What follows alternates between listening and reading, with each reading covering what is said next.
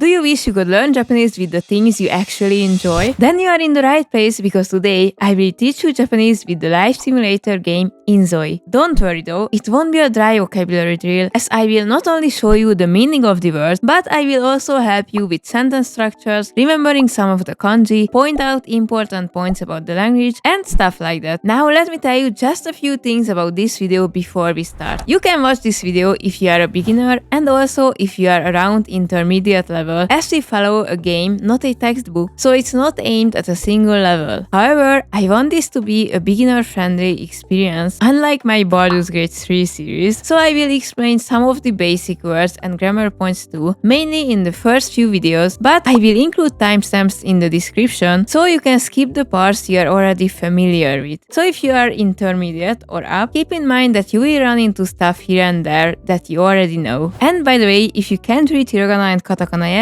you can turn on the subs for the video, as I will include the Romaji readings inside the English subtitles. Second, I won't go over every single word that is on the screen, because that would be really boring. Rather, I will try to focus on the things that are relevant to the current gameplay, interesting, or a must-know thing. However, don't forget, if you have any questions about the stuff we learn, feel free to ask them in the comment section and I will try my best to answer them. And now, hajimemashou! In the first episode, we will have to create our ZOI, who will help us with our Japanese studies in this series. By the way, ZOI is the name for humans in this game. I'm not speaking Japanese yet. I don't want to spend too much time on the character creation screen, but it's a perfect warm-up before we actually jump into life itself. In other words, let's look at some vocabulary and light sentences before we dive into the more structured and deeper stuff. I chose a basic ZOI preset, so we'll have to tweak her looks to make her more unique. But first, let's see what we know about her. Her namae, name, is Fujita Kako. Then comes her nenrei so. Nenrei means age and so can mean multiple things, for example, layer and social class. Together, nenrei so, they mean age group. If you are talking about someone's exact age, you can simply say nenrei. The reason we need to add so here is because we are talking about an age range, not just one specific number. Kako is currently in her seinen, youth. Although in Lifesims this age group is usually called young adult, seinen's meaning can be a bit broader than that. But in this game, as the official English translation suggests, it's specifically referring to the young adult age group. And just one more thing, if we take a closer look at the kanji, we can see that the second one is nen, meaning year. It's the same one we saw before in nenrei's first half. Okay, but what is the first kanji in seinen, sei? I think it will be more familiar if I say the kunyomi, the Japanese reading, ao. Yes, it means blue.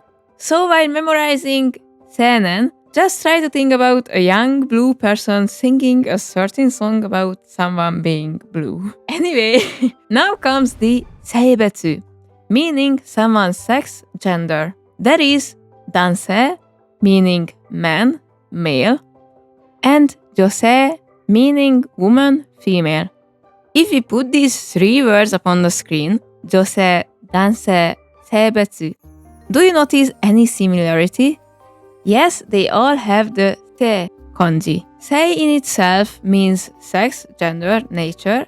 So once you know this, it becomes clear why it's in all of these words. Before we move on to the personality settings, let's see what we can tweak on a ZOI's look. For example, we can change things about her kao, face, like her kamigata, hairstyle. Kami means hair, and I know you have probably heard the word God is said as kami, and that's true, but that's a different kanji. So kami means hair, and kata means type, style, model, and things like that. Then we can set things about the hada, skin. Somehow I always bump into the same Tsuki fun fact in every video I post, so here we go again. If you see the Tsuki kanji in mainly the left or sometimes in the bottom of the kanji, just like in hada, it won't always mean moon like the original Tsuki kanji does. It's actually a version of niku, meaning flesh, meat. This way, it makes sense why tsuki is used a lot in words for body parts. So hada's left side points to the meaning that is something connected to the body. Moving on to kao no tokuchou. As we learned, kao means face. The other word, tokuchou, means trait, characteristic. And then there is a no particle between them that turns the meaning into the characteristics of the face. But why is that?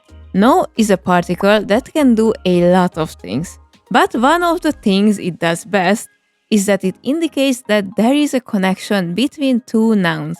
It can be possessive, like watashi no game, my game, or it can describe the noun that stands after it, kaeru no game, a game about frogs. So the translation is context dependent. What is for sure is that you have to put the owner or the trait before the no and the owned or the described thing after. However, watch out that if you are using the of translation in English, like we just mentioned, kao no tokuchou, the characteristics of the face, or hada no iro, the color of the skin, you have to translate the noun after no first. Moving on to me, eyes. If you rotate it, you can kind of see how it depicts a real eye. By the way, if you like the video so far, please consider subscribing. Thank you. Last but not least, meik app, which is makeup, as you probably guessed. It's written in katakana because it's an English loanword. We can also modify things like the shintai, body. You can use the word karada for body in casual conversations. Shintai is more formal or academic. And we can also set the fukuso, clothes. There are a lot of words connected to fukuso, but now we will let them be. Don't worry though, we will check out the important ones once they become relevant later. I've got Kako-san ready, so we can set her personality traits together. To do so, we will have to visit the Kishitsu to Tokusei no Sentaku screen. Kishitsu means things like temperament, nature, and Tokusei means things like trait, special characteristic, special quality. And at the end, Sentaku means selection, choice. But how does this turn into a complete phrase? Let's look at the particles. Kishitsu to Tokusei no Sentaku. Let's learn to first. It also has different meanings like any other particles, but one of its most important meaning is and. So simply put it between two nouns and it will mean and. Just like in Kishitsu to Tokusei, nature and traits. We have already learned that the no particle indicates a connection between two nouns. Let's put them all together. I promise it won't be difficult. A lot of the time we have to start translating Japanese sentences from the back, so let's do that. Sentaku, selection, no, of, tokusei, traits, to, and kishitsu, nature. And if you get the meaning, then you can start beautifying the translation. Traits and nature selection. Yay, you got it! Now let's quickly look at the traits themselves. For the ZOI's nature, let's choose Geijutsuka, artist. The ka kanji at the end is the kanji that otherwise means house, ie. However, it can also mean a professional and an expert, so it's often used in words that describe someone who does X. That's why it's in Geijutsuka, literally meaning somebody who does art.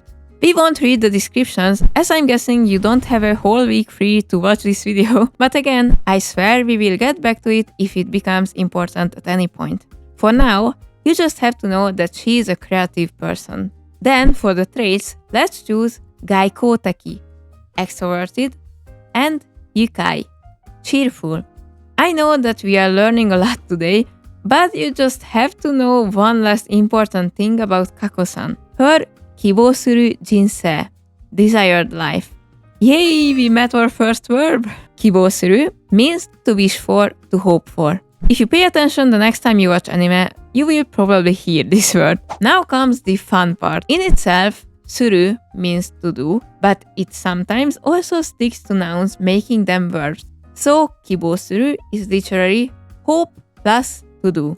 Okay, now that we got this sorted out, Here is an even more fun thing. Japanese verbs in their dictionary form end in a U vowel. In other words, in the U column of the hiragana chart. So, for example, aru, iku, shinu, taberu, toru. But now, please remember the next thing that I will say, as I have seen not only students, but teachers too confuse these two things, and it's very important. The dictionary form is not the same as the plain form. The plain form includes the dictionary form, but not the other way around. Why? Because the dictionary form is strictly the positive, non-past form. It's the dictionary form because it's literally how you will find verbs in the dictionary. However, plain form includes multiple casual forms, such as non-past, aka dictionary form, negative, past, and past negative. If you don't believe me, which you have the right to do, just look up these Japanese terms, jishoke and futsuke. Sorry, I always get worked up when I talk about this. It just caused so much damage in the beginning of my Japanese studies, and I don't want you to have the same trouble as I did. Anyway, back to why all this was important. 希望する人生. If you put a verb in the plain form and then you put a noun after it, then that verb becomes the description of that noun. So, 希望する人生 becomes desired life, or the life I want to live. It's that easy. So after talking about it for this long, what is her 希望する人生? It's a 創造的な人生, a creative life. That na you see here is because Japanese has two adjective types, na adjectives and e adjectives. When you want to describe a noun with an adjective, you have to write out that na, like here in 創造的な人生, or the e in e adjectives, like in 面白いゲーム, interesting, fun game. I think that's enough for today, maybe even a bit much. If you stay till the end, pachi pachi to you. I would love to hear your opinions on this video, as it's my first time attempting to make beginner-friendly content, which was a bit challenging even for a video game focused on everyday life. But if you found it helpful, even just a little, then I'm happy. If you enjoyed this video, please subscribe and leave a like or a comment, as it helps my channel grow, and also I would love to see if this kind of language learning content is your cup of tea. See you in the next one where Kako starts her new life in Dovon. Thank you very much for watching. Mata ne!